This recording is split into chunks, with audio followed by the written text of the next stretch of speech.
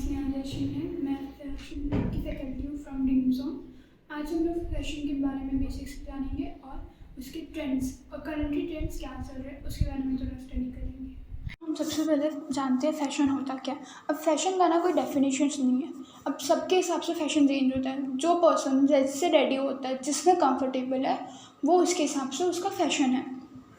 अब फैशन जैसे जैसे चेंज होते जाता है, अब वो चेंज किसके ऊपर होता है? कल्चर के ऊपर बेस हो सकता है, या ट्रेंड में क्या आ रहा है, समर वेकेशंस है, विंटर है, तो उसके हिसाब से फैशन चेंज होते हैं।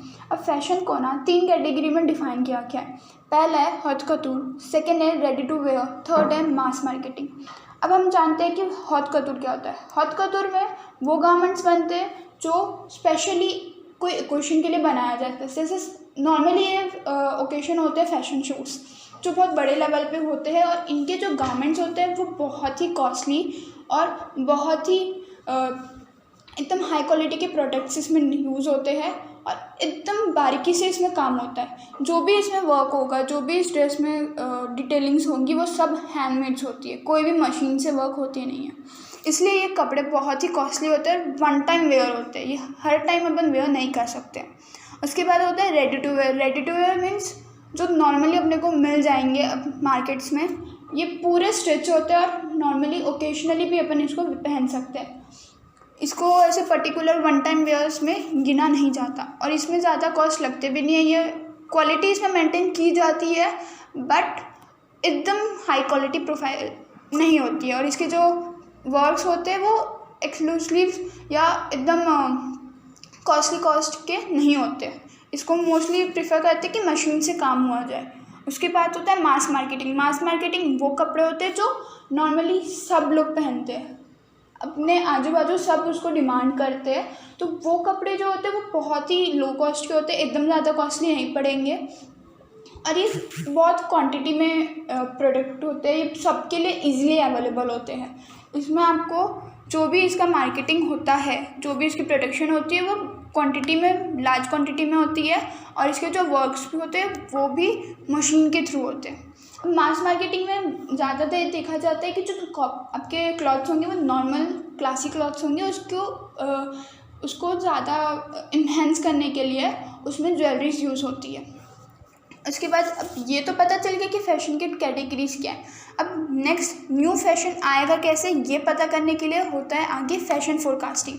फैशन फोरकास्टिंग में ये होता है कि हम लोग पता करते हैं, इसकी स्टडी होती है फैशन की पूरी, कि अभी क्या चल रहा है, इसके पहले क्या चल रहा था, उसके पहले क्या चल रहा था। हम लोग ये सब स्टडी करके ये अंदाज़ा निकालते हैं कि आगे चलने क्या वाला है। अब फैशन फोरकास्टिंग के टाइम पे हम लोग को ये ध्यान देना पड़ता है कि हम लोग कौन से टाइम के लिए, पर्टिकुलर पीरियड के लिए बना रहे हैं। अगर हम समर के लिए बना रहे हैं तो समर में कैसा फैब्रिक चाहिए, कैसा कपड़े चाहिए, क्या चीज़ अपने को नीडेड है। तो जब भी हम लोग फोरकास्टिंग की प्रिपरेशन करते हैं तो सबसे पहले ध्यान रखते हैं कि हम लोग किस टाइप का कलेक्शन बनाएंगे।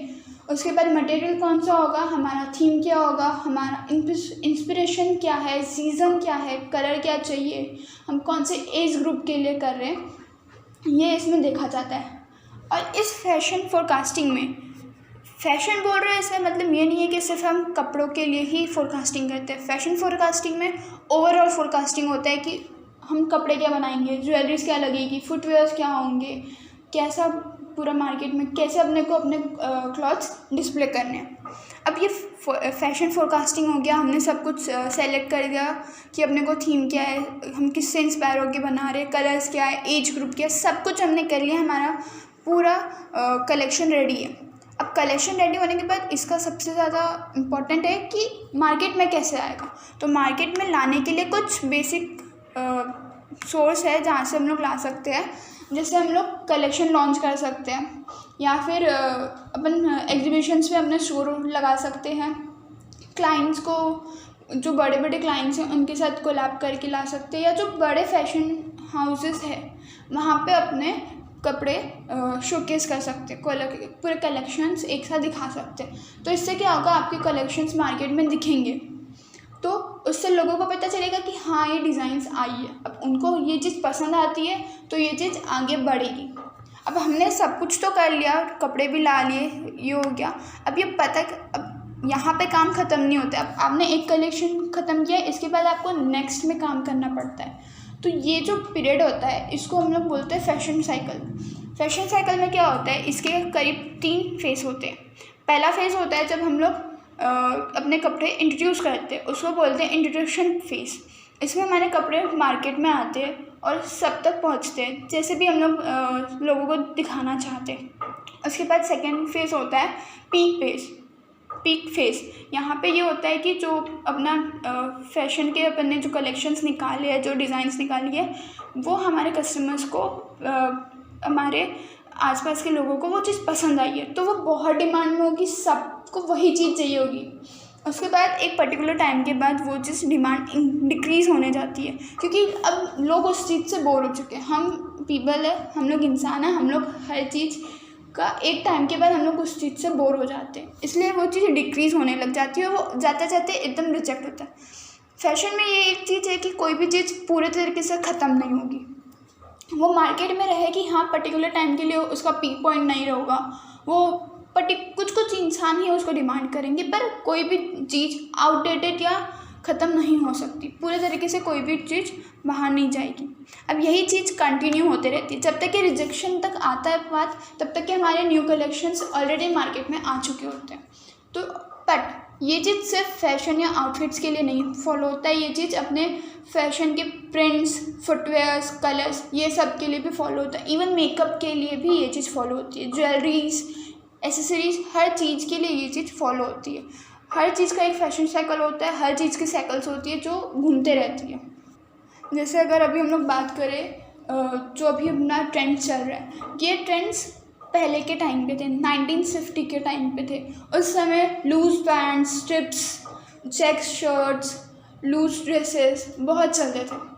पर्टिकुलर टाइम के बाद जब लोग बोर हो गए, तो सिंस 2020 के बाद से हम लोग ने अपना फैशन चेंज किया। Fitting jeans, short dresses, fitting outfits सब कुछ आने लगे, जीन्स आने लगा। हम लोग सूट से ज़्यादा जीन्स, वेस्टर्न ड्रेस में प्रेफर करने लगे। अब ये हो गया है कि 90s जैसे 2022 आ गया है, इस टाइम पे अपना ये हो गया कि हम लोग फिटिंग ड्रेसेस, वेस्टर्न आउटफिट से बोर होने लगे। तो अब हम लोग फिर से इंडियन कल्चर में जा रहे हैं। अभी जो अपना ट्रेंड चल रहा है, जैसे पूरे ट्रेडिशनल प्रिंट्स अपन प्रेफर कर रहे हैं, टाई एंड डाई प्रेफर कर रहे हैं, बांधनी प्रिंट्स बोल दो, एम्ब्रॉयड्रीज, ये सब अभी बहुत ज़्यादा ट्रेंड में चल रही है, क्योंकि हमको अब वो चीज़ पसंद आ रही है। हम लोग वेस्टर्न से पूरे तरीके से बोर हो चुके हैं। वैसे ही पहले अभी हम लोग 1920 के पहले हम लोग फिटिंग ड्रेसेस पहनते थे, क्योंकि हमको वो चीज़ पसंद आ रही थी। पर अब फिटिंग पहन के हम लोग बोर हो गए, तो सब कुछ लूज़ पैंट्स में हम लोग फिर वापस आ चुके हैं। ऐसे अगर हम लोग देखा जाए, जैसे कुछ बेसिक एग्जांपल्स लिए जाए जो अभी ट्रेंड में चल रहे हैं, तो साड़ी के साथ साथ अभी जैकेट्स पहन लेते हैं, या घाघरा कोई पहन रहा है तो उसके ऊपर डेनिम जैकेट्स पहन रहे हैं लोग। इवन ट्रेडिशनल को थोड़ा वेस्टर्न लुक देने के लिए अपन घाघरे के साथ फुटवेयर जो है वो वेस्टर्न डाल रहे हैं, शूज़ पहनते हैं लोग। जंपसूट आ रहा है, जंपसूट भी जो आ रहे हैं वो ट्रेडिशनल प्रिंट के साथ जंपसूट आ रहे हैं। जो साड़ी में वर्क्स होते हैं उस फैब्रिक से जंपसूट्स बन रहे हैं। सो अब आगे का टॉपिक हम नेक्स्ट वीडियो में जानेंगे। तब तक के लिए थैंक यू।